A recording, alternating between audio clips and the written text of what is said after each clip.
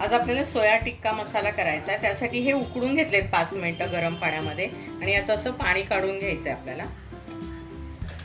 आता आपण मॅरिनेशन करून घ्यायचं. त्यासाठी गाळणीमध्ये मी दही घातलं आहे, त्याचं सगळं पाणी काढून घ्यायचं आहे. घट्टसर दही घ्यायचं आहे.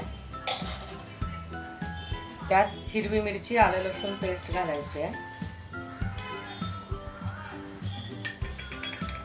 तुमच्या घरात असलेले मसाले वापरायचे. कांदा लसूण मसाला आहे, तिखट आहे, गोडा मसाला आहे, थोडीशी हळद आहे, थोडी कसुरी मेथी आहे.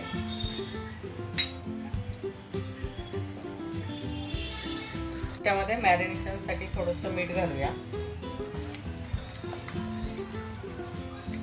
आता हे सोया चंक्स याच्यामध्ये मॅरिनेट करून घेऊया.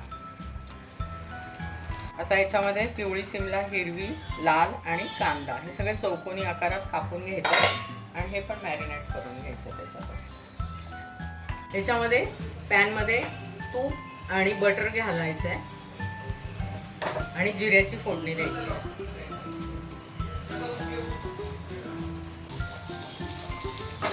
जिरं तडतडलं की त्याच्यामध्ये मॅरिनेट केलेलं हे आपल्याला परतून घ्यायचं चांगलं. पॅनमध्येच घ्यायचं, नाही तर ते खाली चिकटतं ना.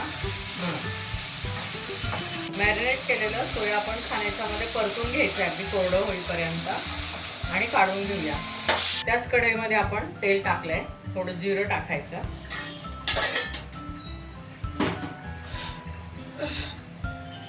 जिरं तडतडलं की याच्यामध्ये 2 बारीक चिरलेले कांदे टाकायचे.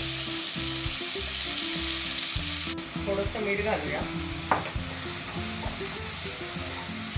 याच्यामध्ये आलं लसूण पेस्ट, गरम मसाला, टिक्का मसाला आणि कसुरी मेथी.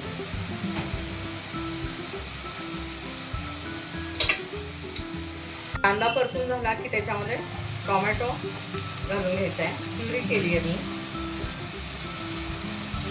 ते छान परतून घ्यायचं आहे. परतून झालं की थोडंसं पाणी टाकून अजून याला शिजवून घेऊया.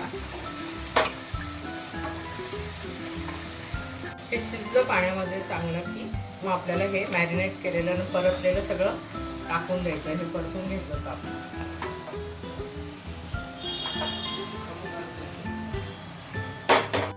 एक पळीभर पाणी घालून त्याला असं परतून घेतलं. आता एक 5 मिनिटं याला शिजू द्यायचं की आपला सोया टिक्का मसाला तयार आहे. एक 5 मिनिटं आपण शिजवलं झाकण ठेवून आणि आता आपला हा सोया टिक्का मसाला तयार आहे. चला तर आता सर्व करूया.